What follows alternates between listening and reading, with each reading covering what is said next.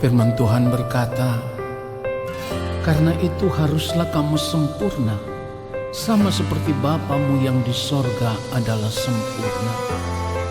Oleh sebab itu kita mau berjuang untuk hidup benar, hidup kudus, hidup berkenan di hadapan Allah Bapa di sorga, dan menjadi sempurna sama seperti Dia. Menyenangkan hatimu Tuhan, itu kerinduan hatiku. Ya Bapa, ku mau selalu kudus dalam seluruh hidupku.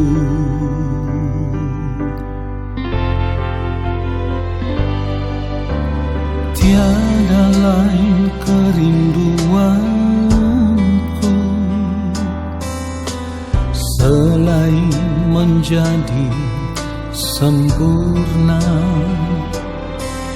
dan sama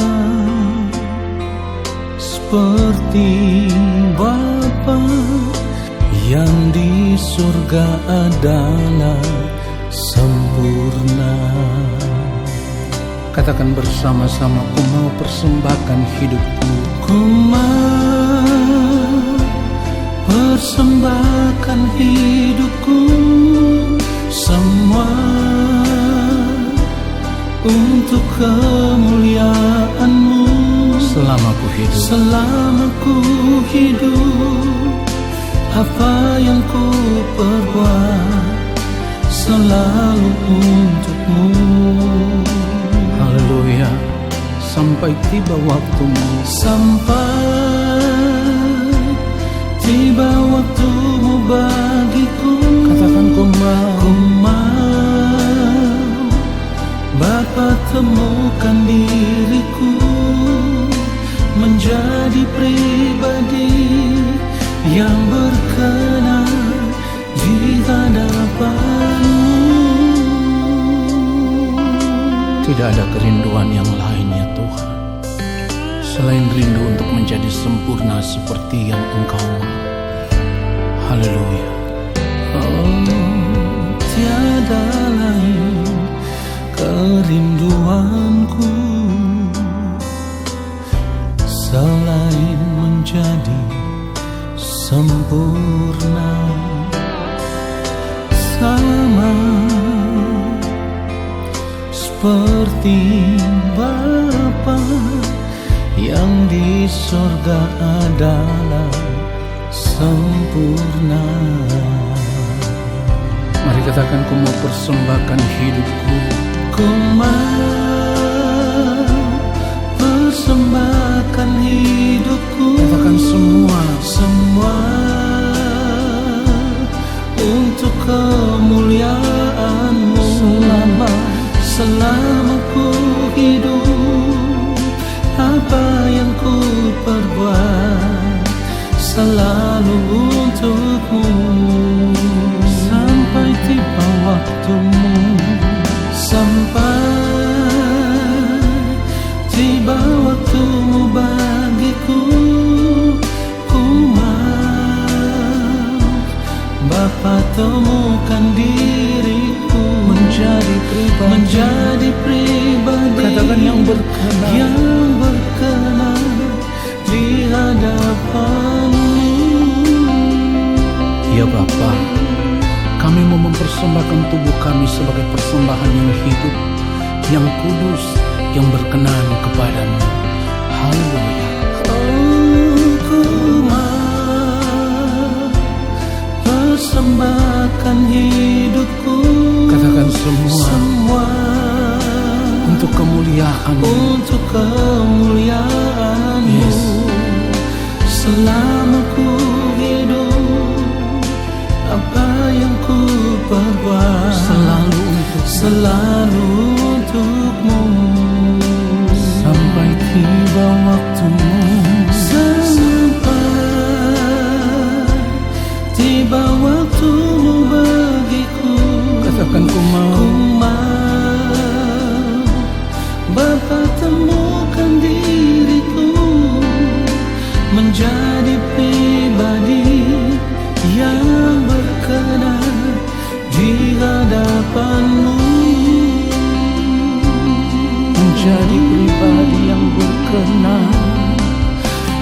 menjadi pribadi yang berkenan. Katakan sekali lagi, menjadi pribadi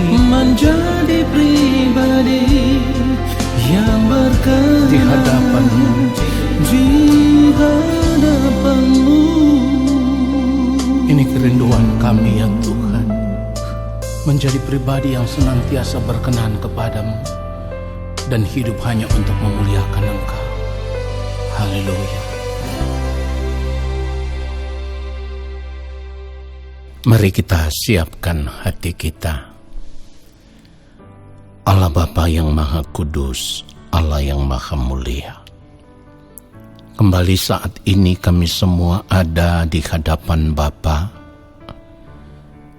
Kami mau duduk diam dan menanti-nantikan Bapa berbicara bagi kami. Ya Bapa, hamba hanyalah alat. Oleh sebab itu pakailah lidah bibir mulut hamba untuk menyampaikan akan kebenaran firman-Mu seperti yang Bapa kehendaki. Jangan biarkan hamba berbicara dengan pikiran manusia dan merekayasa kebenaran yang bukan berasal dari pikiran perasaan Bapa. Tetapi biarlah apa yang hamba sampaikan menjadi kebenaran yang benar-benar Bapa kehendaki, supaya kami semua anak-anak-Mu menerimanya dan hidup di dalam kebenaran itu. Kuduskanlah kami semua di dalam kebenaran-Mu ya Allah. Ampunilah kami, maafkanlah ketidaktepatan hidup kami di sepanjang perjalanan kehidupan kami. Kami mau hidup benar di hadapan Bapa. Roh Kudus Tuhan, urapilah kami semua. Lalu ketika kami mengerti akan kebenaran firman yang kami dengar, kami mau tinggal di dalam firman-Mu ya Allah, dan firman-Mu tinggal di dalam kehidupan kami. Lalu kami hidup hanya untuk melakukan kehendak Bapa di sorga. Di dalam nama Tuhan Yesus Kristus, kami siapkan hati kami untuk kebenaran firman Tuhan saat ini. Haleluya. Amin. Saudara yang dikasihi oleh Tuhan Yesus Kristus, apa yang sedang kita rindukan saat ini? Apa yang sedang kita nantikan saat ini terjadi di dalam kehidupan kita? Mari kita periksa hati kita. Mari kita periksa keinginan diri kita, hasrat hati kita. Apa yang kita rindukan saat ini? Apa yang sedang kita inginkan terjadi dalam kehidupan kita saat ini? Kalau kita mau jujur, saudaraku, sebagai orang percaya saat ini, kita hampir-hampir sudah tidak lagi memiliki pikiran dan hasrat hati yang selalu ditujukan untuk menanti-nantikan Tuhan. Kenapa demikian? Karena sebenarnya di dalam menjalani hidup ini ada banyak hal yang kita rindukan, ada banyak hal yang kita inginkan itu terjadi dalam kehidupan kita. Tetapi semua kerinduan hati kita itu, semua keinginan hati kita itu, semua hasrat hati kita itu hanya tertuju kepada perkara-perkara duniawi yang ingin kita nikmati. Dan kita anggap itu membahagiakan hati kita. Oleh sebab itu, hampir-hampir kita tidak punya lagi kerinduan, keinginan untuk menantikan Tuhan saja. Ya, saya katakan, hampir-hampir kita tidak punya lagi keinginan untuk menantikan Tuhan saja di sepanjang kehidupan kita saat ini. Karena penantian kita akan perkara-perkara yang kita inginkan itu terjadi. Dalam hal ini perkara-perkara duniawi yang kita anggap itu menyenangkan. Kita hanya mengarahkan fokus kita, penantian kita, kerinduan kita kepada semuanya itu. Sehingga kerinduan kita akan Tuhan lama-kelamaan atau sedikit demi sedikit mulai pudar, mulai hilang. Dan ini juga terjadi di dalam kehidupan kita sebagai orang percaya karena kita memiliki prinsip hidup. Kita sudah diselamatkan di dalam Tuhan Yesus Kristus. Jadi hidup hari ini kita hidup untuk menikmati saja kebahagiaan hidup di dunia ini. Lalu nanti mati masuk surga. Saudaraku, inilah yang sedang terjadi di dalam kehidupan banyak orang percaya saat ini. Ya, saudara, karena keterikatan dengan keinginan-keinginan dunia inilah yang membuat banyak anak-anak Tuhan atau orang percaya yang tidak lagi sungguh-sungguh mau menanti-nantikan Tuhan. Orang yang tidak menanti-nantikan Tuhan berarti dia juga tidak akan mempersiapkan hidupnya untuk hidup benar-benar berkenan di hadapan Tuhan. Saudaraku, fakta hidup menunjukkan kepada kita saat ini tidak banyak orang yang sedang menanti-nantikan Tuhan. Tidak banyak orang yang sedang merindukan akan Tuhan. Kenapa?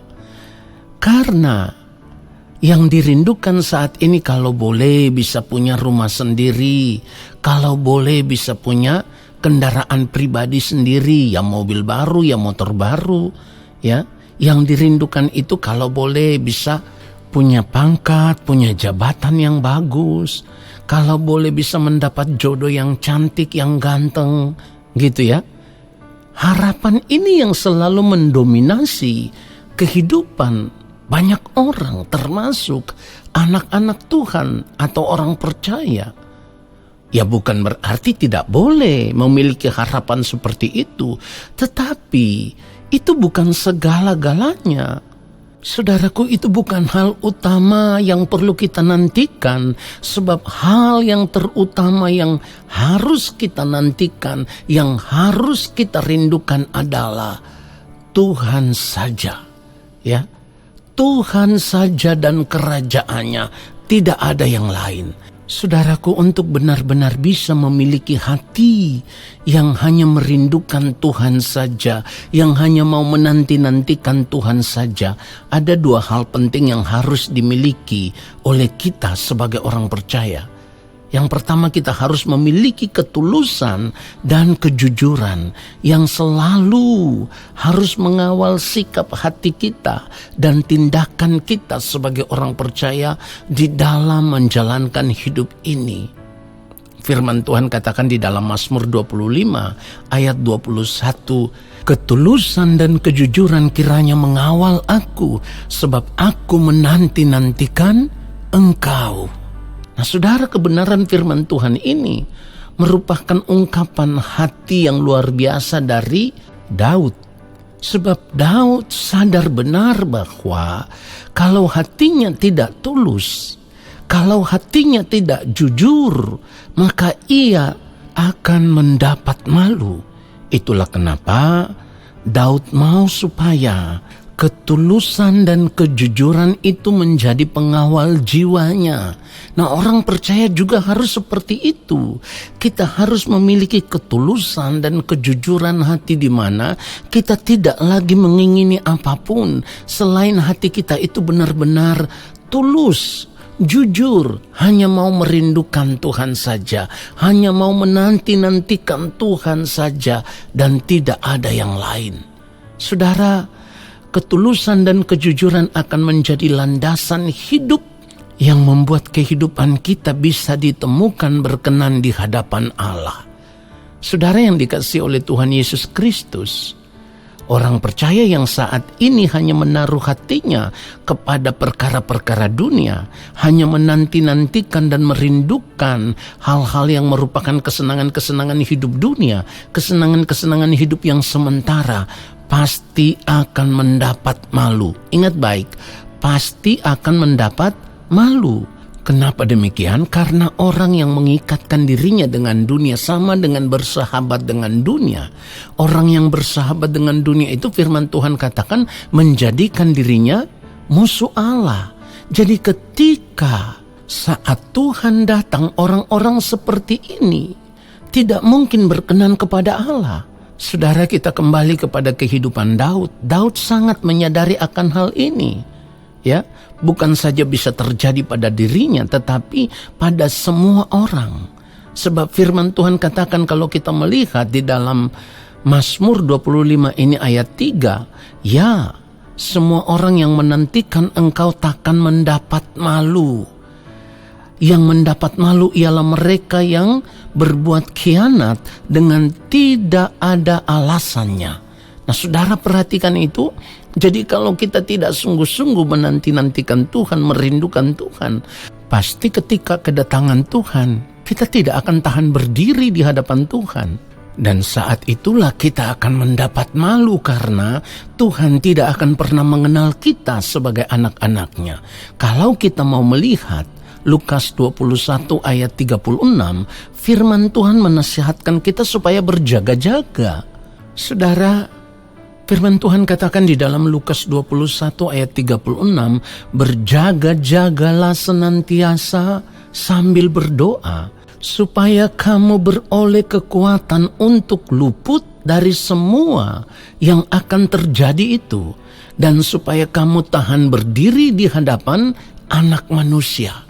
Saudaraku, jadi saat ini kita harus mengarahkan fokus hidup kita bukan untuk yang lain, tetapi hanya untuk merindukan Tuhan saja, menantikan Tuhan saja.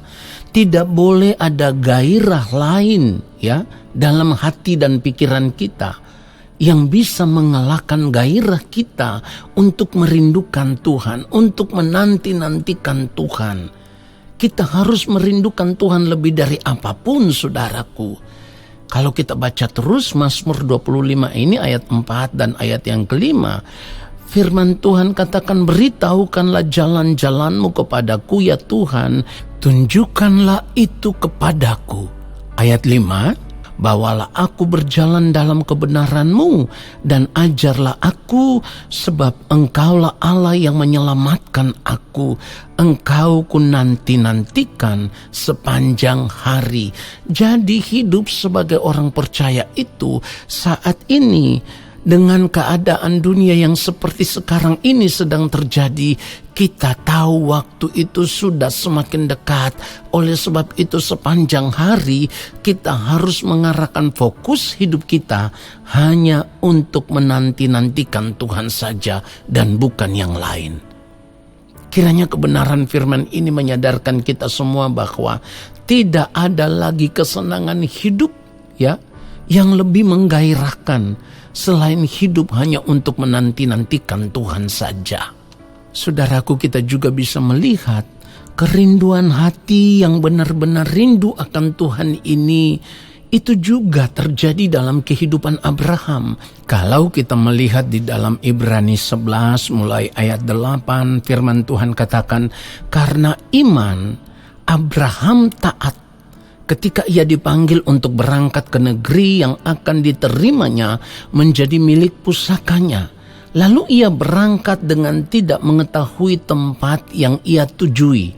Ayat 9, karena iman ia diam di tanah yang dijanjikan itu seolah-olah di suatu tanah asing, dan di situ ia tinggal di kemah dengan Ishak dan Yakub yang turut menjadi ahli waris janji yang satu itu. Mari kita perhatikan ayat yang ke-10. Sebab ia menanti-nantikan kota yang mempunyai dasar yang direncanakan dan dibangun oleh Allah. Nah, saudaraku, sebagai orang percaya, kita juga harus memiliki iman yang demikian. Saudara, kita sudah tidak boleh lagi mengarahkan fokus hidup kita tertuju kepada hal-hal yang sia-sia, hal-hal yang sementara, hal-hal duniawi ini. Jangan lagi. Kita harus merubah fokus hidup kita hanya merindukan Tuhan saja dan kerajaannya dan bukan yang lain. Supaya ketika fokus hidup kita diarahkan kepada Tuhan saja dan kerajaannya, maka kita akan berjuang di dalam hidup ini supaya tetap hidup dalam kesucian kekudusan Allah, hidup hanya untuk melakukan kehendak Allah. Dan ketika waktu Tuhan tiba, Tuhan menemukan hidup kita berkenan di hadapannya. Kebenaran firman Tuhan ini biarlah mengubah kita semua, menyadarkan kita semua. Mari kita tenangkan hati kita, mari kita berdoa.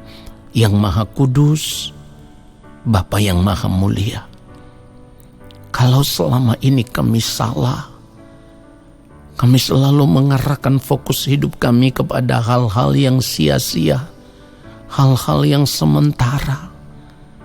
Ampunilah kami ya Bapa. Dan saat ini kami mau mengambil satu keputusan untuk benar-benar mengarahkan fokus hidup kami hanya untuk menanti-nantikan Tuhan saja dan tidak ada yang lain. Roh Kudus Tuhan kiranya terus membimbing kami, menuntun kami kepada seluruh kebenaran. Lalu kami mau hidup hanya untuk merindukan Tuhan saja dan tidak ada yang lain.